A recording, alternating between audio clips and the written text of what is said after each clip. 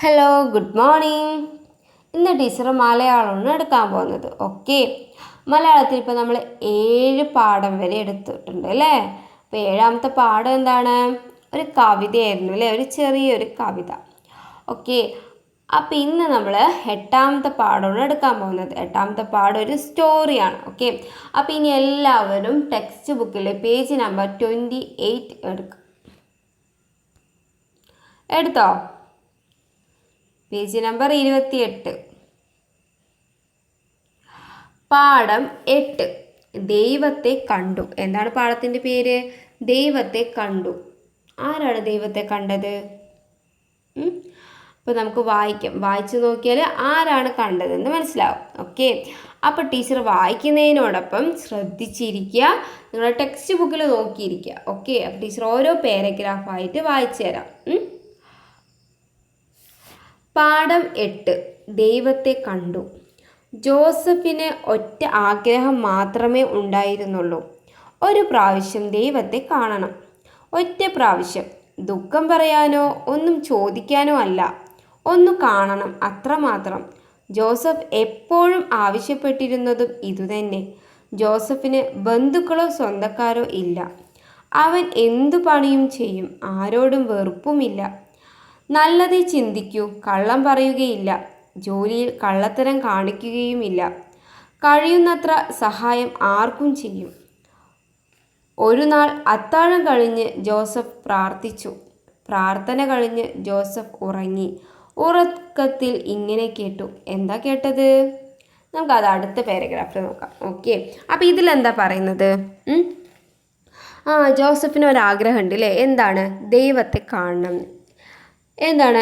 ദുഃഖം പറയാനോ അല്ലെങ്കിൽ ഒന്ന് ചോദിക്കാനോ അല്ല, പിന്നെന്താണ്?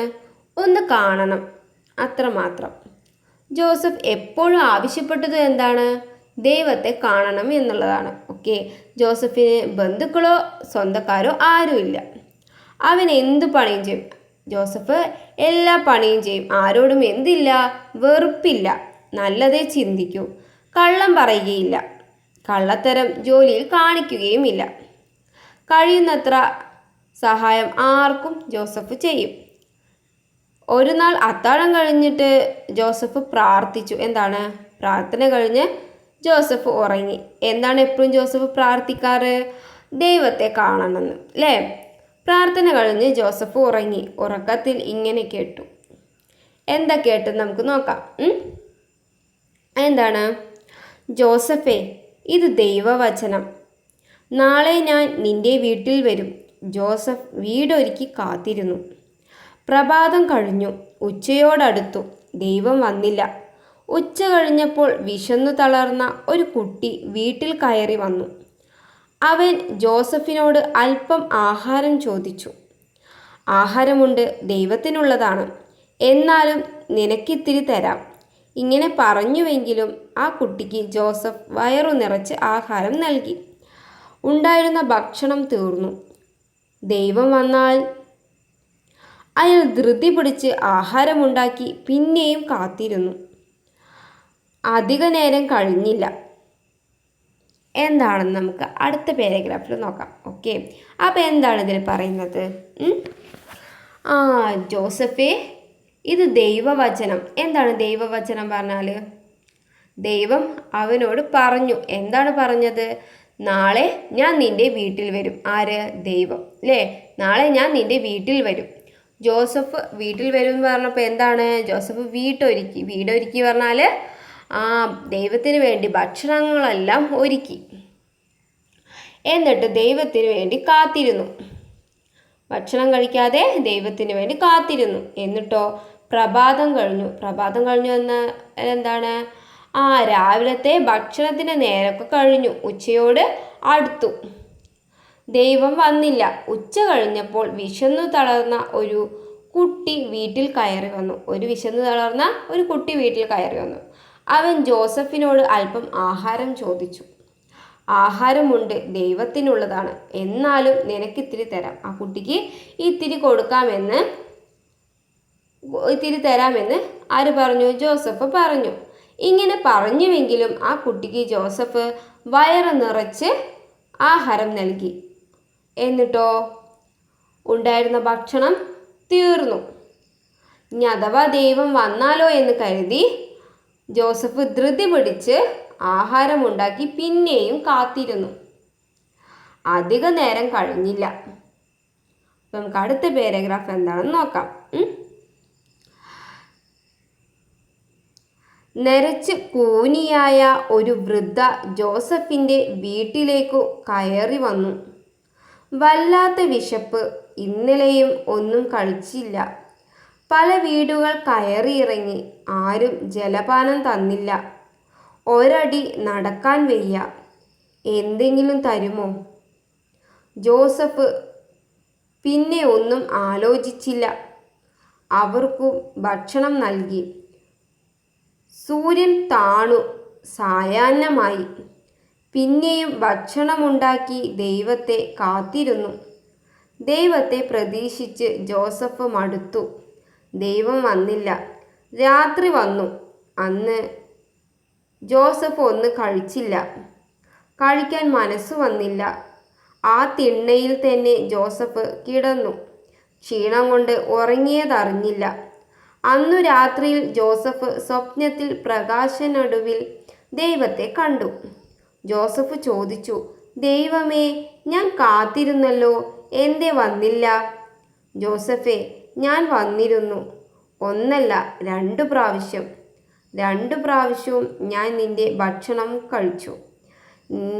നിനക്കെന്നെ മനസ്സിലായില്ലെന്നു മാത്രം. ജോസഫ് അതിശയിച്ചു. എന്താണ് അതിൽ പറയുന്നത്? നരച്ചു കൂനിയായ ഒരു വൃദ്ധ ജോസഫിൻ്റെ വീട്ടിലേക്കു കയറി വന്നു. നരച്ചു കൂനിയായ പറഞ്ഞാൽ എന്താണ്?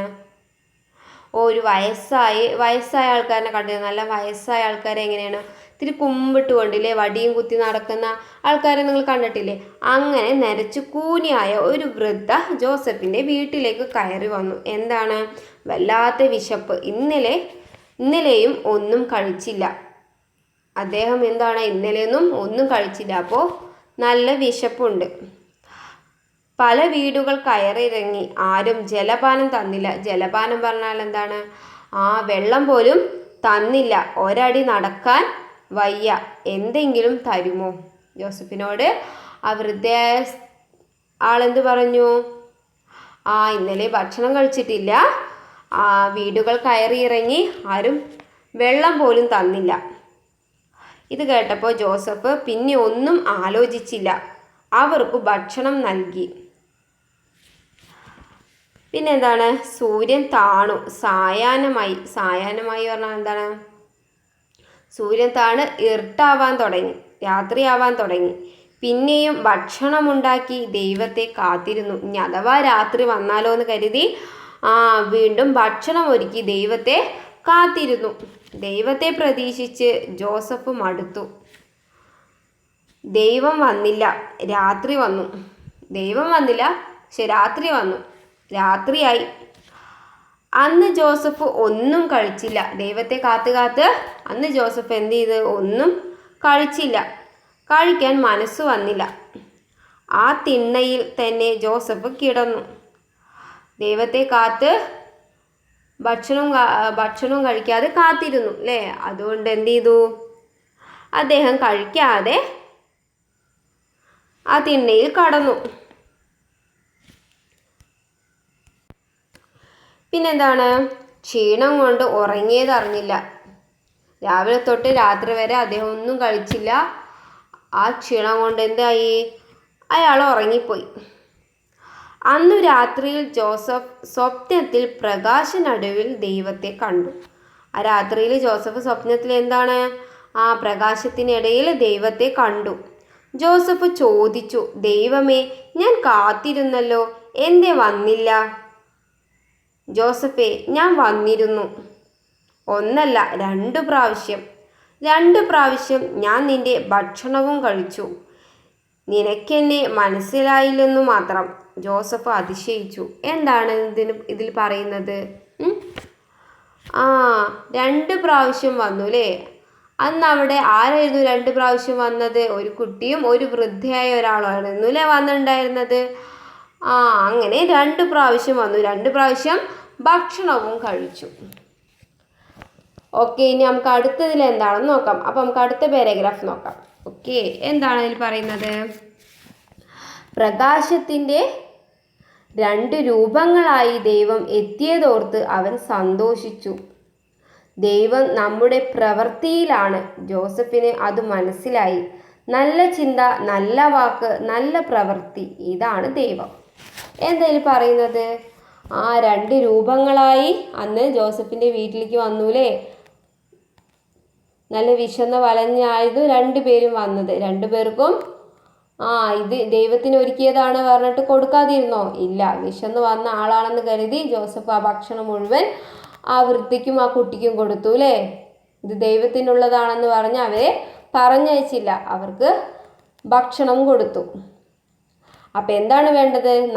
നല്ല ചിന്ത, നല്ല വാക്ക്, നല്ല പ്രവൃത്തി, ഇതാണ് ദൈവം. അപ്പം ഇതിലൂടെയൊക്കെയാണ് ദൈവം എന്നാണ് ഇതിൽ പറയുന്നത്. ഓക്കെ, അപ്പം നിങ്ങൾക്ക് സ്റ്റോറി മനസ്സിലായോ എന്ന് ടീച്ചർ എടുത്തു തന്നത്? ഓക്കെ, അപ്പം നന്നായിട്ട് ചാപ്റ്റർ വായിക്കുക. ഓക്കെ, ഒരുപാട് പ്രാവശ്യം വായിക്കുക. ഇതിൽ എന്തെങ്കിലും മനസ്സിലാവാത്തുണ്ടെങ്കിൽ ടീച്ചറെ കോൺടാക്ട് ചെയ്യുക. Okay, dears, thank U.